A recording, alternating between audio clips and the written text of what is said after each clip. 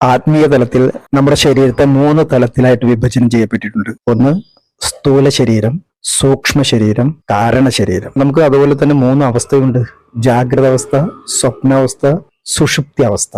ജാഗ്രത അവസ്ഥ എന്ന് പറഞ്ഞാൽ നമ്മൾ കർമ്മം ചെയ്തുകൊണ്ടിരിക്കുന്ന അവസ്ഥ. അപ്പൊ ജാഗ്രത അവസ്ഥയിൽ നമ്മളുടെ ശരീരം സ്ഥൂല ശരീരം എന്ന പേരിൽ അറിയപ്പെടുന്നു. നമ്മുടെ അവസ്ഥയിലുള്ള ജീവാത്മാവിനെ വിശ്വൻ എന്ന പേരിൽ അറിയപ്പെടുന്നു. സ്വപ്നാവസ്ഥയിൽ നമ്മുടെ ശരീരത്തിന്റെ തലത്തെ സൂക്ഷ്മ ശരീരം എന്നറിയപ്പെടുന്നു. സൂക്ഷ്മ ശരീരത്തില് നമ്മളുടെ ജീവാത്മാവ് അറിയപ്പെടുന്നത് തൈജസൻ എന്ന പേരിലാണ്. 3ാമത്തെ അവസ്ഥയാണ് സുഷുപ്തി അവസ്ഥ, അതായത് ഗാഠനിദ്ര.